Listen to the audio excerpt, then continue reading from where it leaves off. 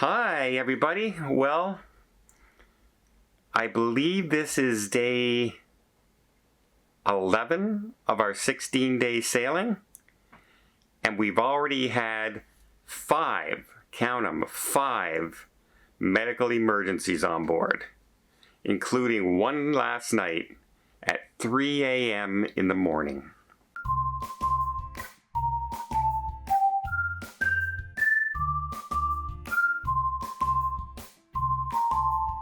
So currently we are on our way to Fort Lauderdale. We are still thousands of miles and kilometers away from Fort Lauderdale.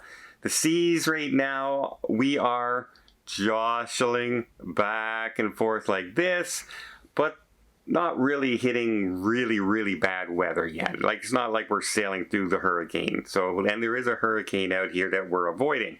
So the Captain Street has done a great job of keeping us in relatively calm waters. We're rocking, like we are slow rocking side to side like this, but we're not doing this at all, which is really good. But I've noticed that there have been a tremendous amount of medical emergencies on board. We had one on the very first night. Something happened in one of the dining halls. That is not unusual. Believe it or not, that is probably the main day that you will hear medical emergencies. That's embarkation day, because that's the most stressful time for a lot of people. They are, worried they're not going to get their luggage. There's something wrong with their cabin. They can't get into their cabin. They are stressed to get to the cruise on time. Maybe they're flying in the same day, making that mistake, and their flights are delayed. And they're just stress until you're finally in your cabin and everything. You got your luggage and okay. Well, all that stress builds up on some people, and all of a sudden they start having issues during dinner and the evening. You see it all the time on embarkation day, especially in an older clientele. Currently on this, there are a lot of elite members. Well, if you're going to be an elite member on a cruise line, you tend to have to have been sailing for quite a while, right? You're not going to be 20 years old and be an elite member normally. So yeah, it's an older clientele right now on this ship, 1,100 elite members on board. And so a lot of us are up there in our age, and we're enjoying our cruise. It's going well.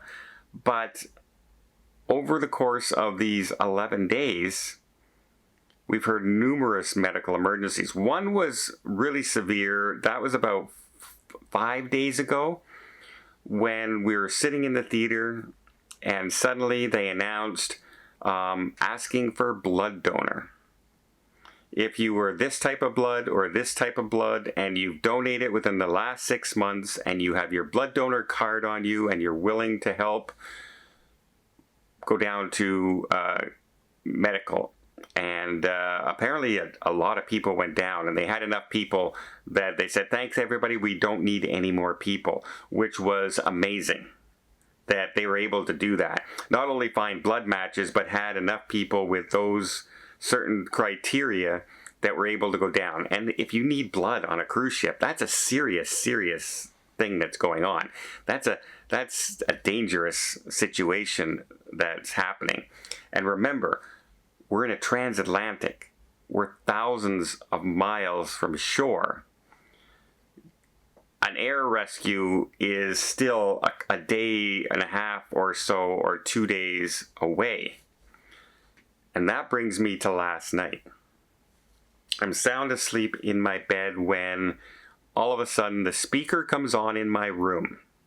Now, if you've never been on a cruise before, or you don't know, they will only put announcements in your room for something safety related. Like, do not go out on your balcony, we are fueling on this side, or a helicopter's about to land, or we have a medical emergency happening and the response team has to go to here. It has to be a medical issue of some kind, or a danger to everybody.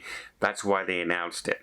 And we had another announcement last night of needing blood. I'll let you listen to it here. I did hit my phone on partway through.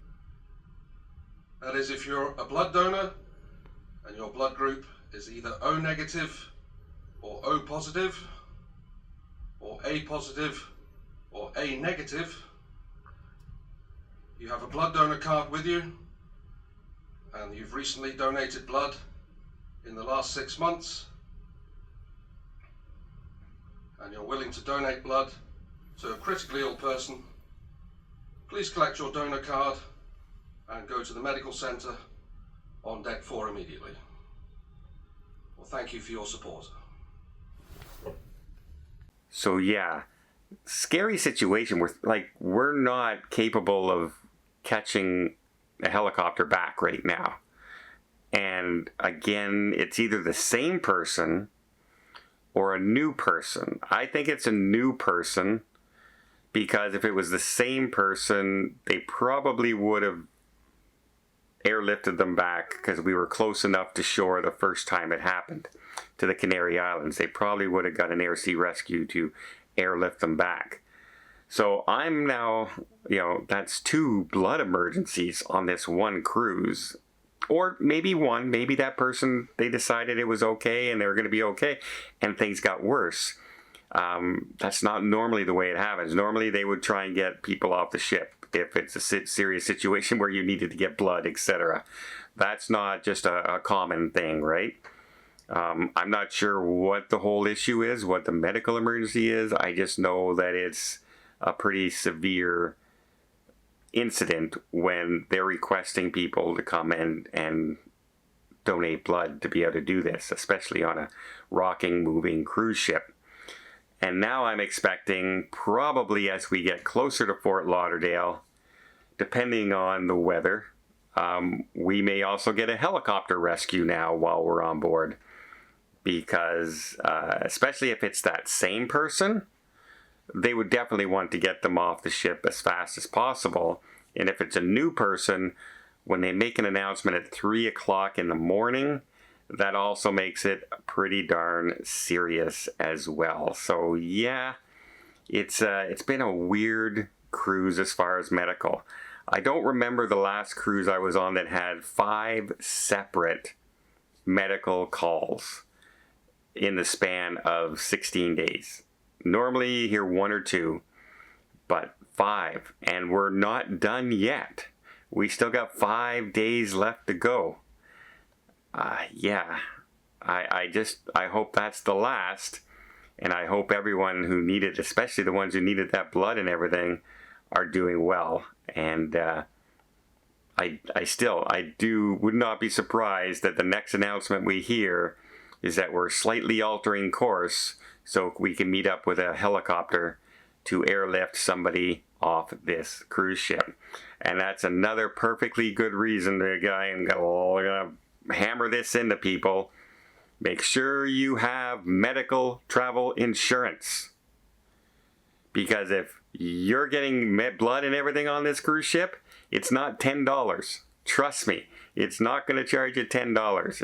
You're going to be charged a lot. And if that airlift you have to pay for, it's thousands upon thousands upon thousands of dollars. It could bankrupt people. So please make sure you have travel medical insurance, including evacuation insurance, every time you travel. All right, let me know. Have you guys been on a cruise ship that had more than 5 separate medical emergencies on board? Not practices, actual medical emergencies. Let me know in the comments down below, and until next time, I hope you liked this video. If you did, please give it a thumbs up. Want to see more tips, more tricks, more travel vlogs from around the world? Hit that subscribe button. Until next time, have yourself a safe and a great vacation.